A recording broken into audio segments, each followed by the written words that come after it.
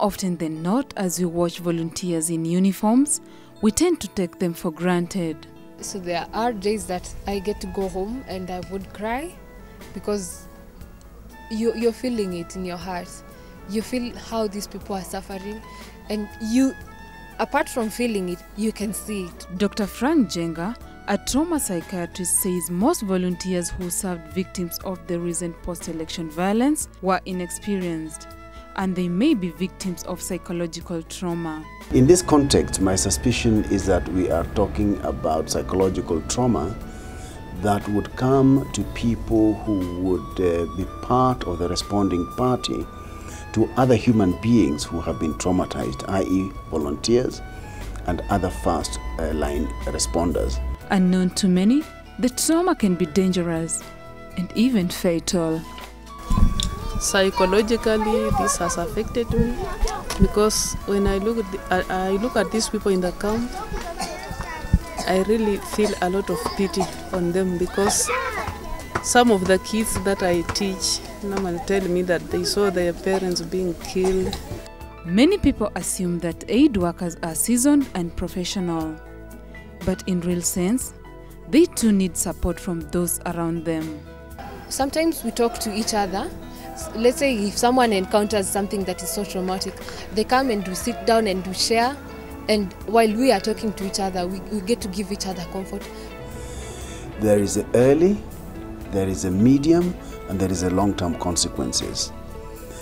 In the early phases of disaster such as this one is running on what we call adrenaline, and one is really very good, and one is not, at least to their knowledge, internalizing a lot of the traumatic things that they are seeing.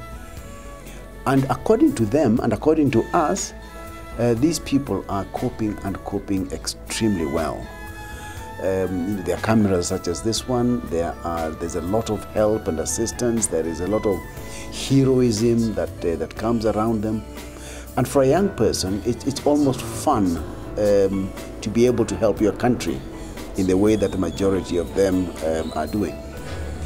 In the second phase, in the medium term, reality begins to dawn, and the reality then starts being that actually these are real people, these are real men, these are real women, these are real houses that have been burnt, these are real people whose future has been destroyed completely.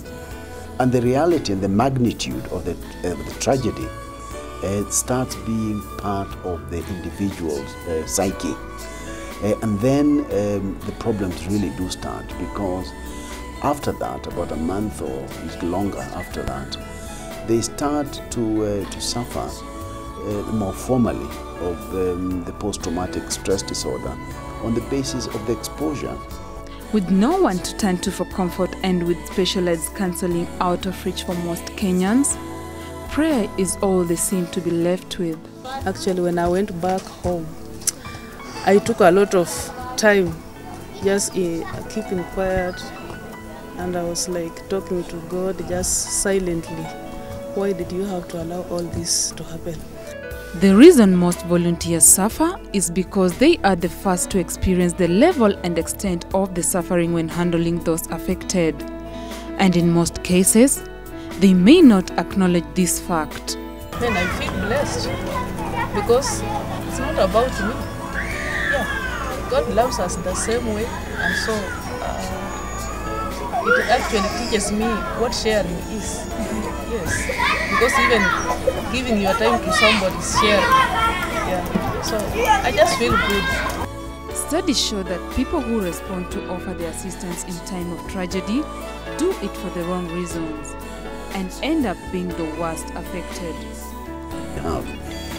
The more vulnerable group are the more ordinary citizen who sees pain and suffering around them. And although their job is not necessarily one of responding to disasters, they then, out of their own goodwill and heart, present themselves. Is that the majority of them are young, inexperienced, very well-meaning individuals, all characteristics of which make it more likely that they will suffer much more. So who would pass as an appropriate volunteer? Ideally, not always, but ideally one would be able to have a little bit of a background check on the volunteer themselves. And I would be looking for youngsters or for volunteers or for individuals who are themselves reasonably well adjusted in the society and in the community. People who have structures that they are leaving behind, that they can come back to. They have a family, they have got relatives, perhaps even a spiritual situation that they belong to. In other words, individuals who are strong.